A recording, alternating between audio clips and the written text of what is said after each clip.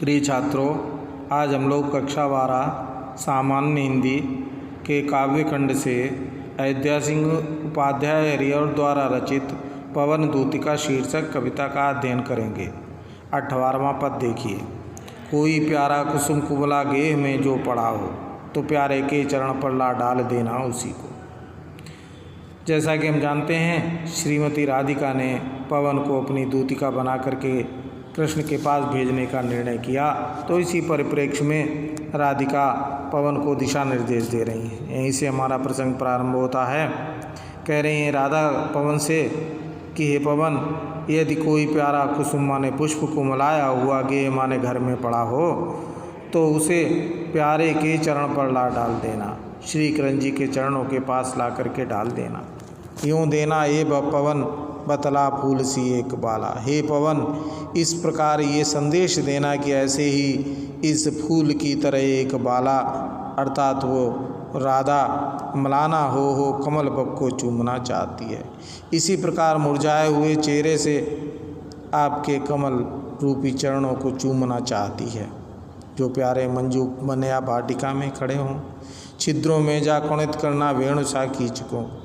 यदि वो प्यारे अर्थात श्री कृष्ण जी किसी बाग बगीचा में खड़े हों तो और वहाँ पर कोई बाँस का, कीचक माने होता बाँस का कोई वृक्ष हो, तो जा छिद्रों में कुणित करना। उसके छेदों से जब तुम निकलोगी तो उसमें एक सरसराहट की आवाज़ होगी। उस बाँस की आवाज़ को सुन कर के यूँ होवेगी सूरत उनको सर्वगोपांगना की। इस प्रकार उन्हें याद आ जाएगी, सूरत माने याद, सभी गोपियों की, ग्वाल वालों की याद आएगी कि जो है वंशी श्रवण रुच से दीर्घ उत्कंठ होती, जो इसी बाँस की बनी हुई बाँसुरी को बड़ी रुचि से, बड़ी व्यग्रता के साथ सुना करती थी। ला के फूले कमल दल को श्याम के सामने ही, थोड़ा थोड़ा विपुल जल में व्यग्र हो डुबाना।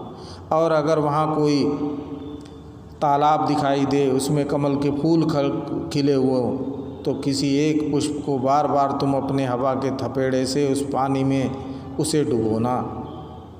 तो इस प्रकार थोड़ा थोड़ा विपुल जल में व्यग्र हो डुबाना, उसको कृष्ण के सामने बार बार उस जल में डुबाना। इससे कृष्ण को ये संदेश मिलेगा, यूँ देना ये भगिन, ये बहन, भगिन माने बहन, इस प्रकार उनको बता देना कि इसी प्रकार एक अम्बोज नेत्रा, अम्बोज माने कमल होता है, कमल जैसे नेत्रों वाली वो राधा इसी प्रकार आपके विरह विरतुरा बारे में बोलती है। आपके विराग्नि के कारण, आपके वियोग के कारण निरंतर आँखों को आंसू पोंछती रहती है और आंसू आ जाने से बार बार उस चेहरों को जल में धोती रहती है। इसमें वियोग श्रृंगार रस है, भाषा खड़ी बोली है, चंद मंदाक्रांता है, रस वियोग श्रृंगार है। धन्यवाद।